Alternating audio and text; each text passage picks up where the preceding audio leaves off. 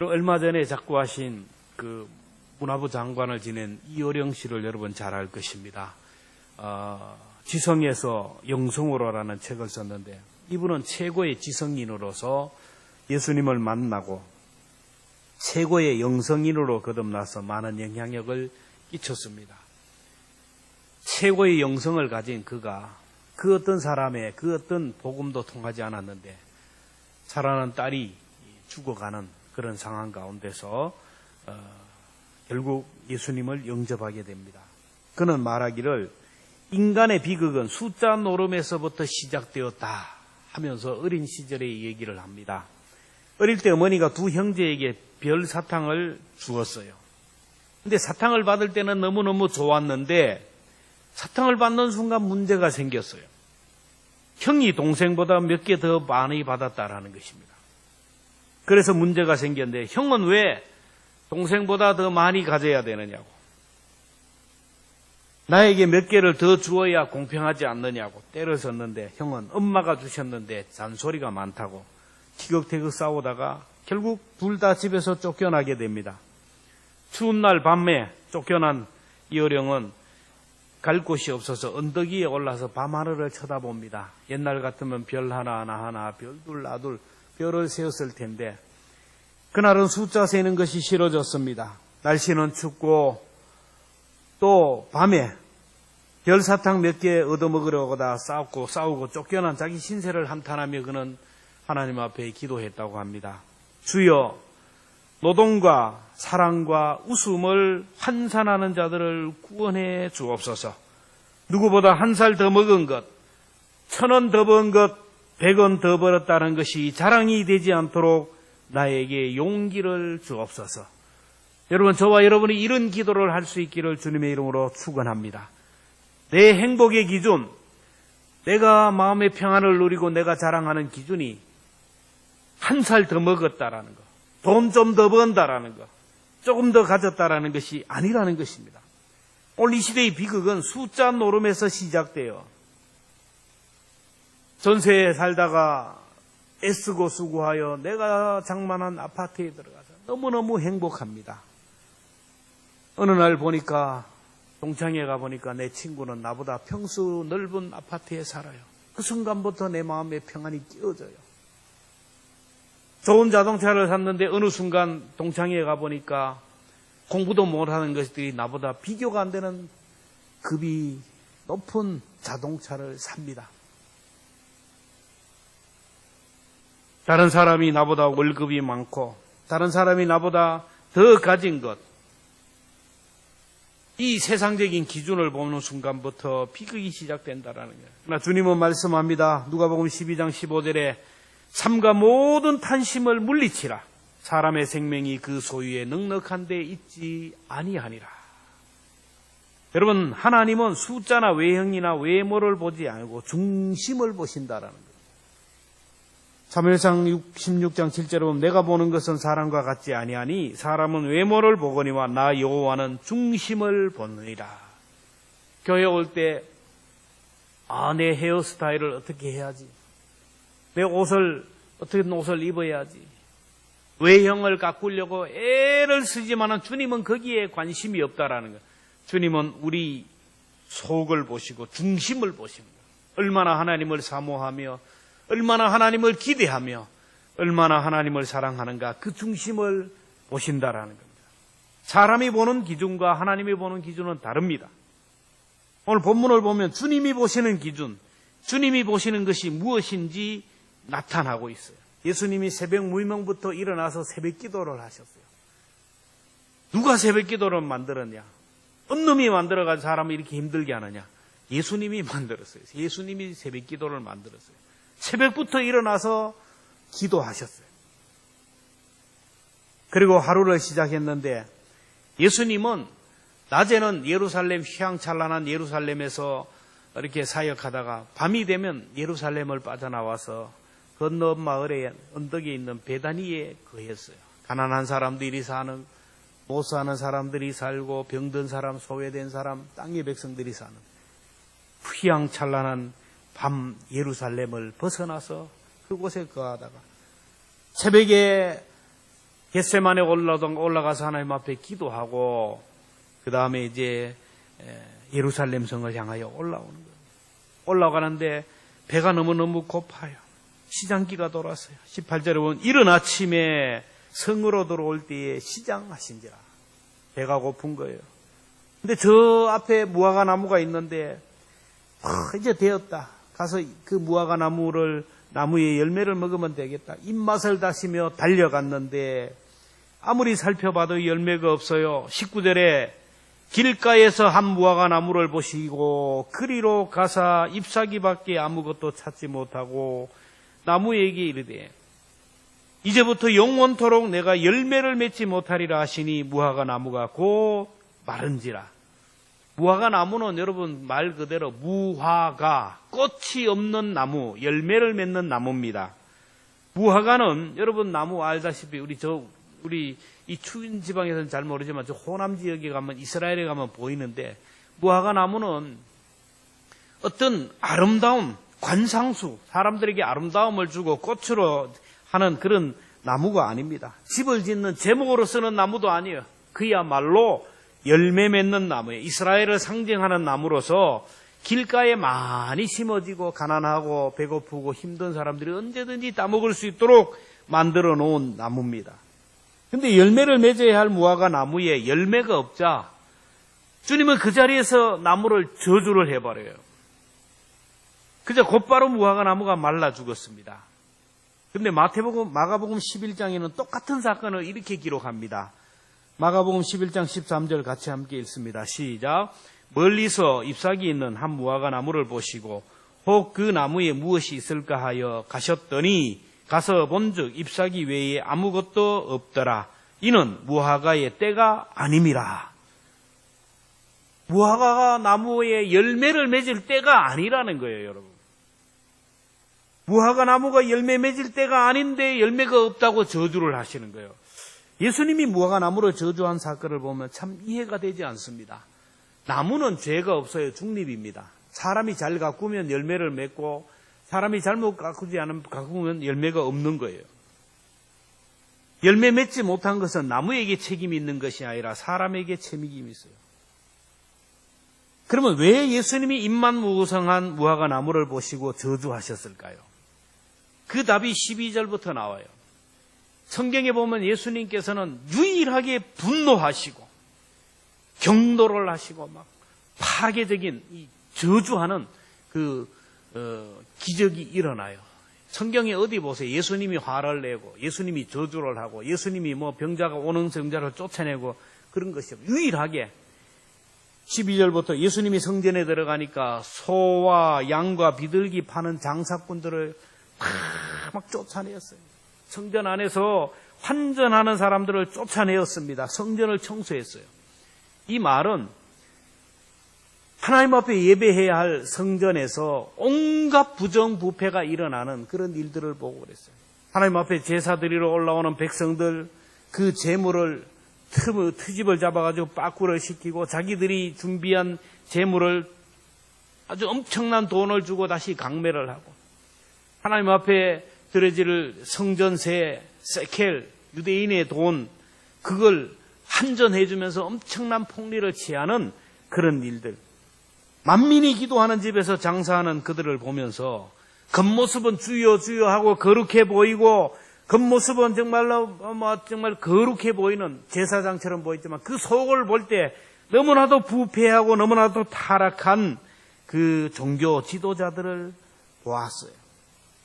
지금 눈앞에 잎만 무성하고 열매 없는 무화과를 딱 보는 순간 예수님의 머릿속에 어제 저녁까지 청전청결했던 교회 안에 있는 종교 지도자들 겉으로는 주여 주여 하고 저처럼 이렇게 가운을 입고 막 거룩한 손을 들어서 알아듣지 못한 말로 기도를 하고 막 율법을 암송하는 그런 거룩하지만 그 속을 주님 보셨을 땐 타락하고 부패한 그들을 봤어요.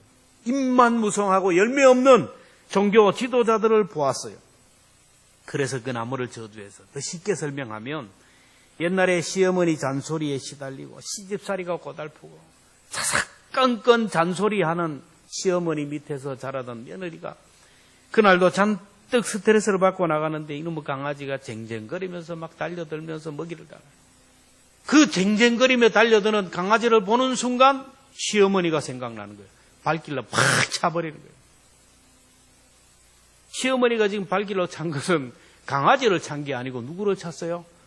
얄미운 시어머니를 찼다라는 거예요. 예수님이 지금 열매 없는 무화과 나무를 저주한 것은 그 나무를 저주한 것이 아니라 저 종교 지도자들, 이스라엘 백성들, 겉만 무성하고 속은 열매가 없고 입술로만 주여주하고 삶에 열매가 없는 무늬만 그리스도인이고 그 삶의 모습들이 열매가 아무도 없는 부패하고 타락한 그 사람들을 저주한 거예요. 지금 무화과 나무를 저주했지만 주님은 열매 없는 종교 지도자들과 형식에 매여 있는 그 당시 유대인들을 저주했어요. 그 결과가 어떻게 됐습니까? AD 70년에 이스라엘은 로마에 의해서 패망을 하고 하나님의 성전은 돌 위에 돌 하나 남김없이 무너지고 이스라엘 백성들은 나라를 잃어버리고 2000년 동안 나라 없는 백성으로 전 세계를 유리하고 방황하는 거예요. 600만 명이라는 유대인들이 가스실에서 그렇게 비참하게 죽음을 당했어요. 사순절이 깊어지는 이때 하나님이 우리에게 찾으시는 것이 무엇일까요? 하나님이 우리의 삶을 이렇게 들여다보고 계실 때 오늘 이 시간 하나님의 심판이 될 수가 있어요. 여러분, 심판은 오랜 후에 먼 시간에 되는 게 아니에요. 심판은 오늘이 심판이에요. 오늘 내가 선 자리가 심판이고 오늘 여기가 심판의 자리라는 거예요. 우리가 하나님의 심판과 징계를 받지 않기 위해서는 하나님이 원하는 열매가 있어요. 하나님이 보시는 심판의 기준, 하나님이 보시는 열매는 첫째는 회개의 열매입니다. 예수님이 왜 인간의 몸을 입고 이 땅에 오셨을까요? 죄로 인하여 지옥으로 떨어지는 우리를 구원하기 위하여 오셨어요. 회개하고 돌이켜서 구원받으라고 주님은 외쳤어요. 주님이 이 땅에 오셔서 제일 먼저 선포한 메시지가 회개입니다. 마태복음 4장 17절 같이 봅니다. 예수께서 비로소 전파하여 이르시되 회개하라 천국이 가까웠느니라. 회개할 때 천국에 들어가는 거예요. 여러분, 우리 삶 속에 회개할 때 하나님이 우리에게 주시고 하지 않은 천국이 있다라는 거예요. 사람들이 그래요. 너무 좋으면 아우 천국 같다. 천국 같다. 내 마음의 천국. 회개하는 자에게 천국이 임한다라는 거예요. 세례 요한이 이 땅에 와서도 제일 먼저 선포한 것도 회개였습니다. 마태복음 3장 1절 2절 같이 봅니다. 그때 세례 요한이 이르러 유대 광야에서 전파하여 이르되 회개하라 천국이 가까웠느니라. 예수님의 제자들도 제일 먼저 선포한 것이 회개였어요. 마태복음 6장 12절 제자들이 나가서 회개하라 전파하고. 여러분, 회개라는 것은 하나님의 말씀을 듣고 돌이키는 것이고 삶을 고치는 거예요. 이웃치는 것이 아니에요. 아, 그래, 내가 잘못했지. 내가 그렇게 살아야 되지. 눈물 흘리고. 그게 회개가 아니에요. 회개라는 것은 눈물 흘리지 않아도 돼요. 가슴을 치지 않아도 됩니다. 하나님이 말씀하시니 아멘 하고 돌이키는 것이 회개예요. 돌이키는 것이. 여러분, 얼마나 하나님의 말씀이 오늘 우리에게 전해집니까? 근데 말씀을 받고 변화되는 게 없어요. 내 삶이 변화되는 것이 없어요. 늘 그 자리에 그 자리에. 변화되는 것이 없다면 이거는 망하는 길입니다. 불행하는 길이고 죽어가는 길이에요. 예수님이 제사장들과 바리새인들과 서기관들과 종교 지도자들에게 회개를 촉구했지만 그들은 주님의 말씀을 거부하고 짓밟았어요. 돌아서라는 말씀을 거부하다가 멸망을 당했어요. 여러분, 마태복음 3장 10절에 이미 도끼가 나무 뿌리에 놓였으니 좋은 열매를 맺지 아니하는 나무마다 찍혀 불에 던지리라. 오늘 내 옆에 도끼가 있어요. 도끼가. 언제까지 기다리시는 거예요? 주님이 인내하고 기다리는 것도 때가 있다라는 겁니다. 말씀이 들릴 때, 하나님이 오늘 우리에게 말씀하실 때, 여러분, 그 말씀을 듣고 이 예언의 말씀을 읽는 자와 듣는 자와 그 가운데 기록한 말씀을 지키는 자가 복이 있다. 여러분, 회개의 열매를 맺기를 주의 이름으로 축원합니다. 회개가 살 길이에요. 회개가 살 길이에요. 둘째로 주님이 보시는 열매는 긍휼의 열매입니다. 주님이 성전에서 사역하는 종교 지도자들, 이스라엘 백성들을 보니까 그 속에 긍휼이 없어요. 사랑의 마음이 1도 없었어요. 그들은 교만했습니다. 무거운 짐을 사람의 어깨에 지우고 자기들은 손가락 하나 까딱하지 않았어요. 여러분, 종교 지도자는 어떤 사람들입니까? 밥만 먹고 율법만 암송하는 사람이에요. 밥만 먹고 율법만 연구하는 사람입니다. 그냥 그것만 하고 먹고 사는 사람들이에요. 그러니까 이 사람들은 아는 게 너무 많아. 달달 외웁니다. 모세오경, 마태, 창세기, 출애굽기, 레위기, 민수기, 신명기, 모세오경을 달달 외워요. 도사입니다, 도사예요.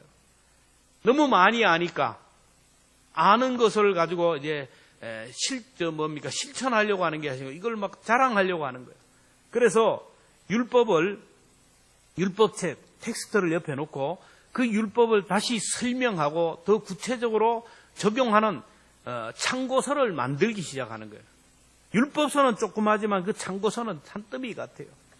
예를 들면 안식일을 기억하여 거룩하게 지키라. 안식일은 하나님 앞에 나와 예배하면서 기쁨을 누리고 행복을 누리며 몸과 마음과 영이 쉼과 회복을 얻는 것이 바로 안식일의 의미입니다. 안식일은 하나님이 우리를 사랑해서 쉬라고, 하나님이 우리에게 평안을 주시기 위하여, 치료를 주시기 위하여 주신 축복의 날이에요.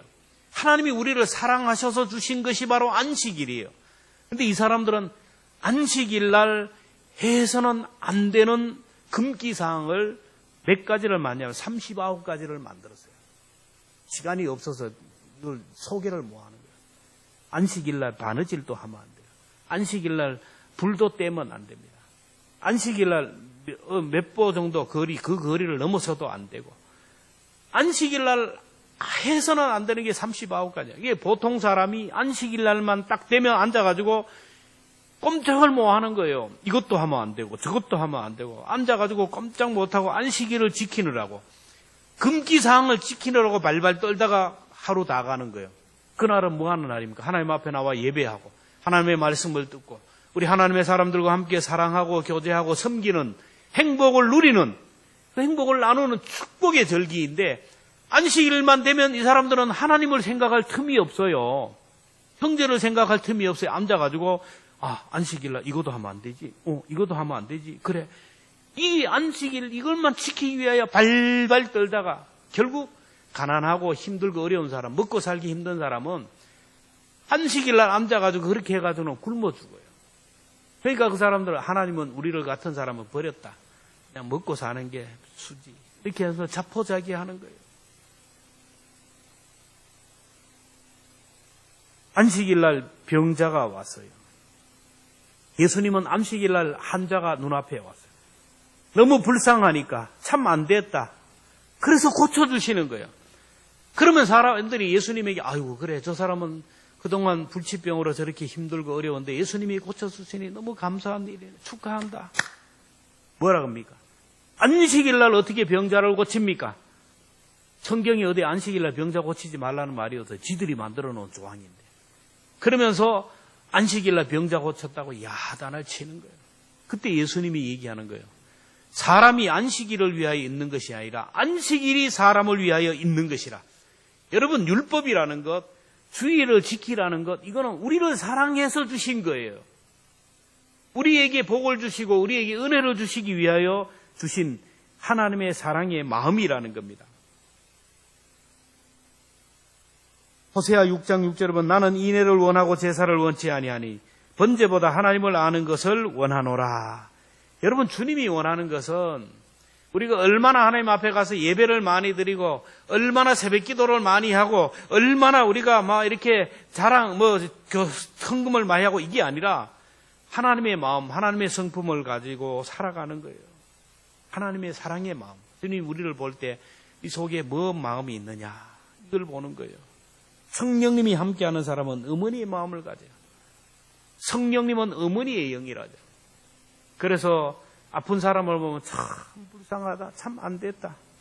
성령으로 충만한 사람은 어떤 사람인가? 성령으로 충만했다 그러면서 저는 기도도 뭐하고 저거는 뭐도 뭐하고 뭐도 뭐하고 저주하고 막 자꾸 비판하는 사람은 가짜 영이에요. 성령으로 충만한 사람을 보면, 신앙생활 제대로 못하는 사람 보면 아이고 안 됐다, 어떻게 하면 좋나, 기도해주고, 교회 아픈 분들이 있으면 너무 불쌍해서 자꾸 기도하고, 가족을 봐도 불쌍하다는 소리 자꾸 들고, 불쌍한 마음이 자꾸 들어요.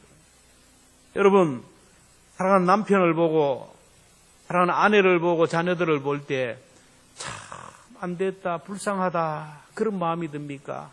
아이고, 저 왼수, 이런 마음이 듭니까?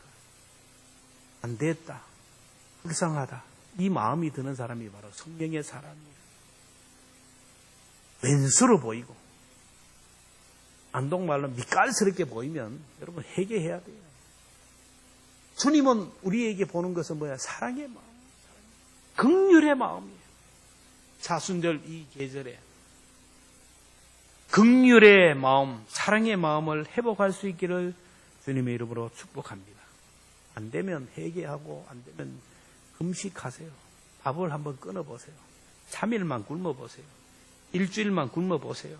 그것이 아름답게 보이고, 내가 살아있는 것에 감사하고, 가족이 옆에 살아있는 것에 감사하는 그런 마음이 가질 거예요. 마지막으로 주님이 보시는 열매는 임마누엘의 열매입니다. 주님이 성전에서 사역하는 제사장들과 종교 지도자들을 볼 때 그들 속에 메시아를 기대하는 마음이 없었어요. 구약에서부터 이스라엘 백성들에게 하나님께서 계속해서 말씀하시는 게, 구약은 뭐냐? 오실 메시아에 대해서 기록한 거예요. 너희들을 구원할 메시아가, 다윗의 후손으로 오실 메시아가 오실 것이다. 그래서 이스라엘 백성들은 메시아 대망 사상으로 가득했어요. 그래서 그 당시 주님이 오실 때가 되었다라는 것을 많은 사람들이 다 알았어요. 그리고 그 당시 여인들이 동정녀의 몸을 통하여 메시아가 오신다는 것을 알고 결혼도 하지 않고 내 몸을 통하여 메시아가 오기를 그렇게도 기다렸어요. 수많은 사람들이. 종교 지도자들도 이제 메시아가, 다윗의 후손으로 오신 메시아가 오실 것이라는 기대감이 있었어요. 근데 이 메시아를 기다리는 마음이 있었다면, 여러분, 예수님이 왜 마구간의 말밥통에 오셨겠어요? 입술로는 주여 주여 하면서 다윗의 후손으로 오실 메시아를 기대했지만, 주님이 보실 때는 그 속에 메시아 기대감이 하나도 없었어요. 회칠한 무덤이었어요. 회칠한 무덤. 겉으로는 주여 주여 다윗의 후손으로 오실 메시아를, 구약에서 예언한 그 메시아를 기대합니다. 그리고 율법을 읽으면서 막 했지만 그 속에 보니까 막 썩어 냄새 나는 거, 돈 생각밖에 없어요. 자식 생각밖에 없고, 어떻게 하면 잘 살고, 어떻게 하면 좀 더 잘 먹고 잘 입고, 어떻게 하면 가난한 과부의 등을 쳐가지고 그 재산을 탈취할까, 이런 생각밖에 없었어요. 이스라엘 사람들은 무덤이 우리처럼 그렇게 돼 있지 않아요. 동굴로 돼 있어요. 그래서 그 안에 넣고, 예수님도 동굴에 넣고 돌로 이렇게 넣어놨잖아요. 그리고 이제 거기에다가 때를 따라서 해체를 합니다. 집을 리모델링 하듯이 동굴도 리모델링을 해서 해를 칠해요. 이렇게. 그래서 이스라엘에 가면 허연 무덤들이 많아요. 6월절이 되면 성인들은, 남자들은 다 예루살렘에 올라와서 6월절 절기를 지켜야 됩니다. 그 많은 사람들이 올라오니까 숙박시설이 부족해요. 그러니까 그들이 어쨌든 6월절은 지켜야 되고, 잠은 자야 되고, 비를 피하고 이슬을 피할 수 있는 곳을 찾아가니 나무 밑으로도 가고 온갖 곳으로 다 가요. 이 한 가정이 이제 막 비는 부슬부슬 올라그리고 찾는데 저쪽에 보니까 하얀 집이 있어요. 하얀 집이. 그래서 들어가 보니까 너무 포근해요. 너무 아늑합니다. 하나님 감사합니다. 가족들이 한잠 푹 잤어요. 자고 일어나 보니까 옆에서 자기를 쳐다보는 게 있네요. 해골 바가지가 자기를 쳐다보고 있어요. 뼈다귀가 옆에 있는 거예요. 썩은 해칠한 무덤이 말이에요. 겉은 화려하고 그렇게 하얀데 들어가 보니까 해골밖에 없다는 거예요. 주님이 종교 지도자를 볼 때 그랬어요. 겉으로는 정말 거룩해 보여요. 얼마나 거룩해 보이고 얼마나 기도하고, 시간만 되면, 그 시간만 되면 하루에 3번씩 예루살렘 성전을 향하여 기도합니다. 창세기, 출애굽기, 레위기, 민수기, 신명기, 모세 오경을 달달달달 외워요. 검은 옷을 입고 시장에 가서 그 시간만 되면 기도 손을 들고 주여 하면서 막 말씀을 요약하면서 기도하는 거예요. 여러분, 기도를 너무 거룩하게 하려고 하지 마세요. 너무 거룩하게 하려고 하니까 기도에 기가 죽어서 기도하지 못하는데, 아들이 자녀에게, 아들이 아버지에게 하듯이 그렇게 하는 게 기도입니다. 그런데 그 속을 보니까 막 썩어 냄새 나는 거예요. 주여. 그런데 그 속을 보니까 나여. 나로 하여금 거룩하게 살게 해주옵소서 기도하면서 하나님 월급 많이 오르게 해주세요. 전부 이런 거예요. 흙과 속이 다른 거예요. 여러분, 장차 우리가 주님 앞에 설 때 주님이 우리 속에 보는 게 뭘까요? 천국 앞에 섰을 때 보는 게 뭘까요? 너 얼마나 많이 배웠냐? 가방끈이 얼마나? 너 얼마나 많은 돈이 있었느냐? 얼마나 높은 자리에 있었느냐? 아무것도 아니에요. 주님이 마지막 시간에 우리가 주님 앞에 하나님 앞에 섰을 때 보는 것은 내 속에 예수님이 있느냐 없느냐예요. 여러분, 우리 인생 가운데 예수님이 있으면 다 있는 것이고 예수님이 없으면 아무것도 없는 것인 걸 여러분 믿으시기를 바랍니다. 내 속에 예수님이 없으면 아무것도 없어요. 예수님이 있으면 다 있는 거예요. 내 속에 예수님이 있는 사람은 실족하지 않습니다. 무슨 일이 있을 때마다 내 속에 첫째 아담이 나오면 나는 실패해요. 그러나 둘째 아담인 예수님이 나오면 나는 성공합니다. 오늘 주일입니다. 예배 시간입니다. 첫째 아담이 와서 나를 주장했다면 절대로 예배의 자리에 못 나와요. 뭐 피곤한데 놀러 가지 마. 둘째 아담 예수님이 교회 가야지. 마음을 주기 때문에 교회에 나오는 거예요. 무슨 일이 있을 때마다 내 속에 계신 예수님을 불러야 돼요. 누가 나를 경노하게 만듭니다. 친구가 나를 경노하게 만들어요. 열받게 합니다. 그러면 갑자기 누가 나올까요? 첫째 아담이 나와요. 같이 막 나가는 거예요. 그러면 안 되는 거예요. 경노하면 입을 딱 다물고 누구를 불러야 돼요? 내 속에 계신 둘째 아담 예수님을 주여 주여 10번만 불러요. 카운트다운 10번만 부르면 주님이 딱 나와요. 주님이 나와서 이렇게 결정하게 해야 돼요. 주도권을 주님께 내어줘요. 무슨 중요한 결정을 할 때도 주님을 불러요. 우리가 교회에서 회의할 때마다 기도하는 이유가 뭡니까? 이 회의의 안건을 주님이 해결해 주시기를 위해서 기도하는 거예요. 그런데 회의하고 치고받는 교회들이 얼마나 많아요. 장애하고 치고받고 재직해하고 치고받고 뭐하는 거예요? 기도하는 것은 내 속에 계신 주님이 나와서 나를 주장하도록 하는 거예요. 여러분, 주님이 여러분의 삶을 다 볼 때 언제나 주님이 여러분 속에 거하기를 바라고 주님의 말씀이 가득하기를 바라고 내 속에 주님을 사모하는 마음이 가득한 사람, 그런 사람이 될 때 소망이 있어요. 사순절 마지막 주일 다시 한번 주님이 우리 삶을 돌아봅니다. 여러분, 회개의 열매를 맺기를 바랍니다. 긍휼과 자비의 마음을 가져야 돼요. 내 속에 주님이 항상 거하실 수 있도록 내 삶의 주도권을 주님께 내어드리는 저와 여러분 되기를 주의 이름으로 축원합니다.